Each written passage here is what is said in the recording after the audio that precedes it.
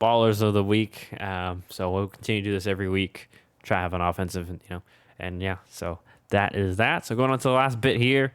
This is more where John's going to take the wheel. Some waiver wire targets for week 2. This is Tuesday. We'll get this video up ASAP. It'll probably be up Wednesday. I forget waivers. They go through Wednesday morning, right? Yeah, so it'll be a little late, but if they're still on there, you can come and get some of these Yeah, guys. maybe we'll try to get this up like as soon as tonight. We'll see. But John, who you got for the people? Who can they grab? Especially if you're like me, where you lost in most leagues, so you have a high waiver priority to get these potential people. Yeah, so we got about 10 options here, a few running backs, few receivers, a tight end. And obviously, I can't tell you if you should necessarily pick up these guys because I don't know who's on your roster. But if you do have people you're willing to drop or open roster spots, here's guys you should absolutely look at. Number one, and this is everybody in any league for any reason should be putting this out there, and that's Elijah Mitchell. The only worry is that Trey Sermon does eventually maybe usurp him as the lead guy, but Raheem Mostert is out for the year, already confirmed that he's going to get a season-ending surgery. And so, with the way that Elijah Mitchell looked in week 1, it seems like he could be the guy. And it does suck to be invested in the 49ers, running game because there could be a lot of, different running backs leading each week, but the guy's a beast. And he had a really good week. And, if you can get him off the waivers, that's a guy that you basically got for free. And he could become, a high end RB2 in fantasy. So Elijah Mitchell, absolutely the first guy that you should go out and get. A few other running backs that all had some pretty solid value.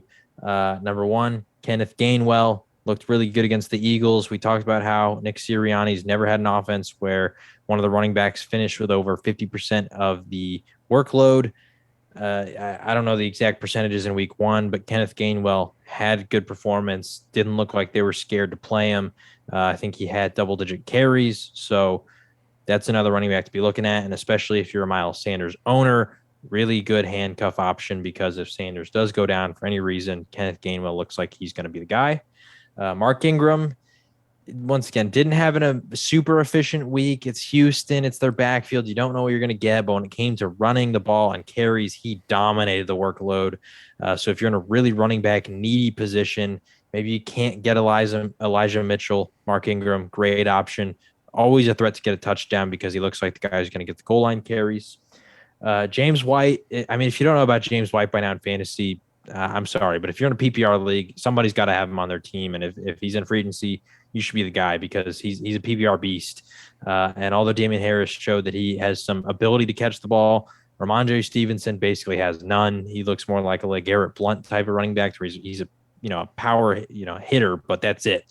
And Damian Harris is sort of similar to that. So James White going to get the bulk of the PPR stuff. And Latavius Murray, I know that Tyson Williams had a pretty good game coming out. Second half, I think he only had 1 carry. Latavius Murray actually had more carries than he did. And I think, he came in on 3 days notice and started the game, got a touchdown, didn't have an amazing, yard production, but I would not be surprised if in a few weeks he potentially wins that job.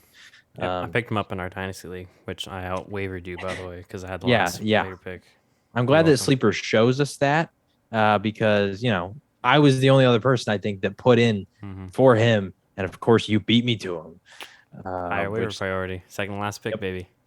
yep. It's because I picked up like multiple guys because I had few guys I put on IR, and so I was picking up guys, and so you got them before because I had used my waiver stuff. Anyway, tight end, real quick. I mean, tight end's a really weird position. If you don't have a solid starter and you're going for streaming options, Cole Kmet could be a solid one. He looked pretty decent against the Rams. Didn't have an amazing game, but I think the addition potentially of Justin Fields in the near future as the starting quarterback could really raise everybody's value, including Cole Kmet's. So once again, if you're in need of a tight end or you just have an extra roster spot and you want to potentially, have another backup, there you go. For quarterback, James Winston, 5 touchdowns. Obviously, only had 150 yards, but I think just with the performance that he put up, it's a Sean Payton offense. You know that your quarterback can put up big numbers. If you need a QB, James Winston could be your guy, even if it's just riding the bench. See what happens. He looked really good in the first week. And then wide receivers, some of these are, it's Jerry Jeudy got hurt. So Tim Patrick and KJ Hamler, right? Those are two obvious options. I think that Cortland Sutton is going to fill, some of the workload that Jerry Jeudy was getting because, like I said, he was locked down by James Bradbury in this game. But between those two, I would look to KJ Hamler more because I think he's going to replace more of what Jerry Jeudy was doing in the slot. But Tim Patrick also had a pretty decent game, and I don't think you can necessarily go wrong with either Broncos receiver just to see what happens. Because they both looked good in this game against a pretty stout Giants defense.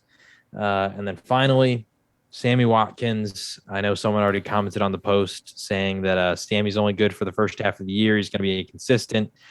Right now, it's just there's not a whole lot else for the Ravens really to do in the passing attack. I mean, Marquise Brown had a pretty good week, so maybe that continues. Maybe this is finally the year that people expect him to have.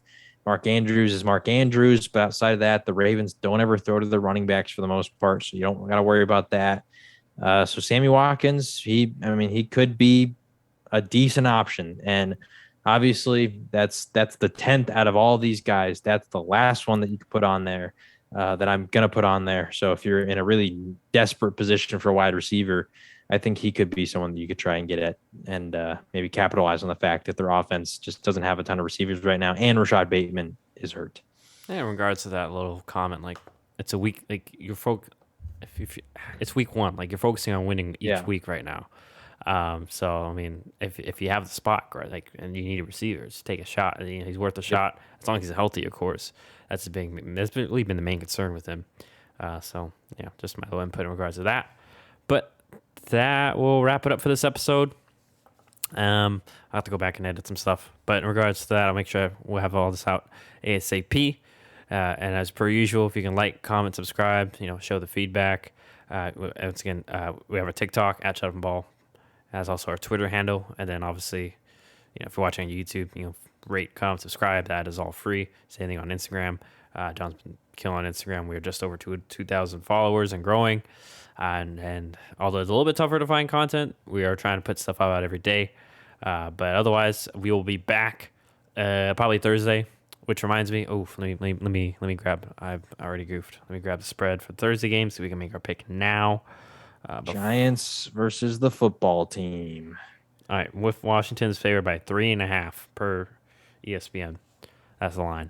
So once again, this is pull up where it is at. It is at FedEx Field, so it's at Washington, technically. I'm going to go Washington. I think that,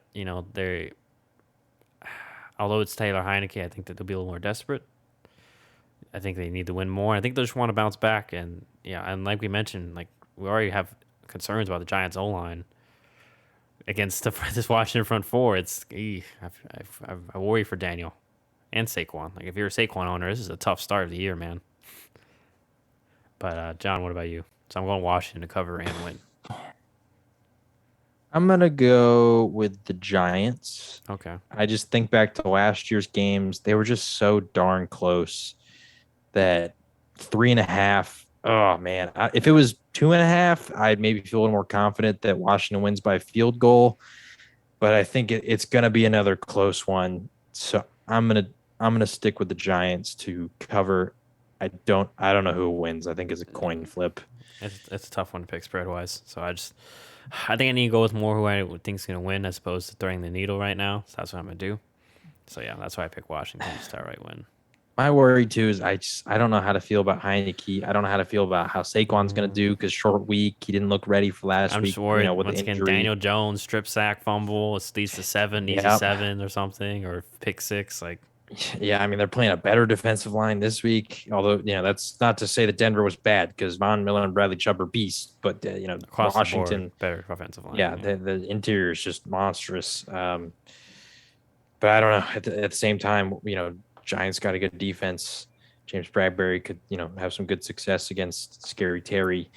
Their defensive line's solid. So I don't know. I'm gonna stick with the Giants to cover, but it's tough. All right. So that'll wrap it up for the stream and video and podcast. Once again, show us some love. Let us know what we're doing right, what we're doing wrong. And other than that, we will see you all Thursday. So best of luck, everybody.